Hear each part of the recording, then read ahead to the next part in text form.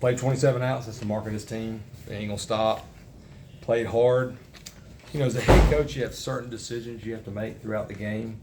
And I felt like I didn't make two good ones, so I told the guys, like, I'll take that loss, let it all be on me. Thought I should have went to Dalton Pence. I don't know if I could have, but maybe had them ready a little bit early for their best hitter, the leadoff guy, there in the second, I believe, and that we should have put an arm fake play on when they stole that third run. I don't know if they stole it by accident, but that's just how my mind thinks. But I thought our guys really, really fought. You know, Vance almost made an unbelievable. How about Vance Honeycutt? Like, the kid's unbelievable. I know the streak is over, but I told the guys if it's going to end, let's let it end now, not in the postseason, and flush it, move on, be ready to play NC State. The decision to pinch run Luke, you put a lot of faith in Parker Haskin there. I didn't have a choice. You know, we were down and Luke's slow, and we got to tie the game right there. And I might not can send Luke on that same ball, so I don't look back on that one at all. You know, if you don't tie the game there, you lose earlier. Potentially, you're down by 2. So, you know, I felt like Haskin looked really good in the box. In my heart, I was like, man, he's going to get a hit right here.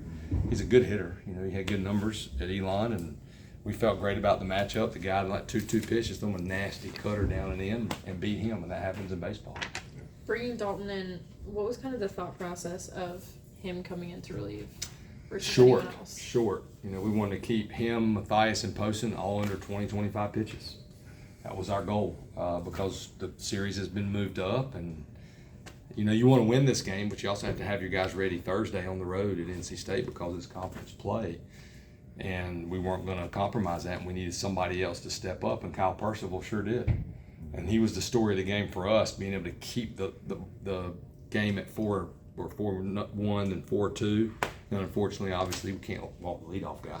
I mean, those things, you know, catch up with you, and that's what happened right there. How hard is it to plan for that when you have that early series, but you still need that 3-headed monster ready to go?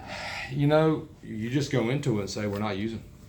I mean, you got to take them out, and you know that they're going to be under. Even if they look great, it's like, okay, you know, for Matty Matthias, we know Matty Matthias, if he goes back out there, and the more he throws, the less sharp he's going to be because he's been used a lot. Same thing with Dalton, same thing with Poston. And now again, that was why Percival was the MVP for me, really, of the game besides Vance.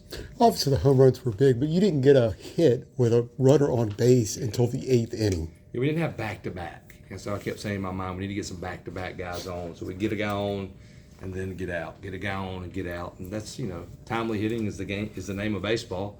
And we just didn't have it tonight. You know, you got to give a credit to their guys. They threw it good. The lefty was really good. He was on. He was deceptive. But I really felt like we would score more, and we just didn't get hits with runners on base. How do you see that midweek starting role kind of evolving? Haven't really been able to find much consistency kind of in that spot. Yeah, you know, the plan was to start Houck in this week, midweek, but we couldn't do that. We had to move him in the weekend. Honestly, I thought Olin was the best he had been. His velocity was the best it had been. He was as aggressive as he had been. That inning, everything, those 4 runs happened with 2 outs and free passes and hit by pitch. So we'll just reevaluate it, and it could be Kyle Percival, a guy like that. It could be a Cam Paget. We might stick with Olin. I think he grew today. Obviously, we had to take him out because the game got to where it was, and we need to get out of that inning. But I still believe in Olin Johnson for sure. Do you think mentally with those more starts, as Olin is a freshman, he's just going to keep increasing that fortitude, and when he has those 2 outs, his brain will kind of lock into that killer mentality? Yeah. Like, I mean, Matt Harvey, I was thinking when he was out there starting, Matt Harvey started, I think, as a freshman against Coastal, and we lost. But, you know, guys, they just have to keep getting experience, and the only way to get experience is to go out there and pitch. And I feel like Olin's one of our best arms. We need another arm for us to step up as we continue. We need that 4th starter. And I have no doubt that they will. What is it about the 2 outs deal with a young guy? You know, sometimes they can think about it too much instead of just keeping their foot on the gas. The biggest thing for Olin, though, is he's got to get better command of an off-speed pitch. We went right at him with fastballs today, and his fastball is good enough to do that. But to give you length as a starter, you got to have that second pitch, whether or not it's a changeup, whether or not it's a slider. So we'll keep working on that this week. Going with the same weekend rotation? We are, yep. DeCaro Thursday, Sprague Friday, and Houck Saturday. Yeah, we go Thursday, Friday, Saturday. Yeah. What exactly went into the decision to bunt to knock me out? Just his speed? I didn't bunt him. You didn't bunt him? No, he's just swinging bunt. He's just swinging bunt? Yeah, he's a swinging bunt. Yeah, he just swung at the Just first popped pitch up. and There. I blinked. yeah, he swung Yeah. at the first pitch and It was like it went just you like know, that. yeah, you talking about in the ninth? Yeah. Yeah, he just swung a bit and hit a Just swing. It looked like hit a him bunt, off. but he didn't bunt. What about the Madera buck?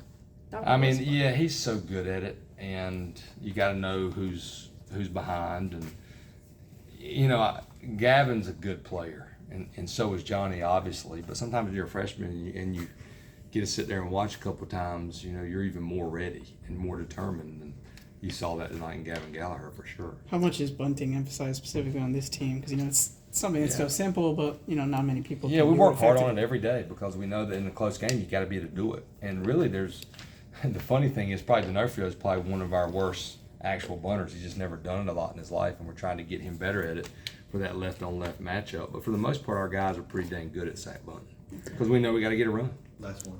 And then more history. Vance, the first 50-60 guy in the ACC history. It's unreal. I mean, I think he's the best player in the country, but he's also an unbelievable man. Now he's a man, a person and leader, and like I told you guys at the beginning of the year, I'm just going to enjoy it and soak it in every single day because I don't know if I'm going to be able to talk him into coming back for his senior year. I'll try. Thank y'all. Thanks, Coach. Thank y'all. Thank you.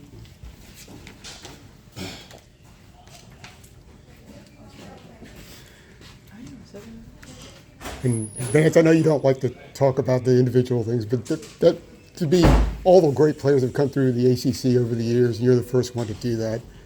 But Yeah, it's a cool accomplishment.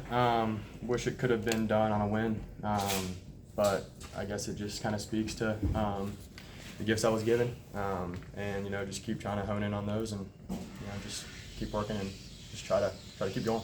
what did you hit on the 2 home runs? So what? What did you hit on the 2 home runs?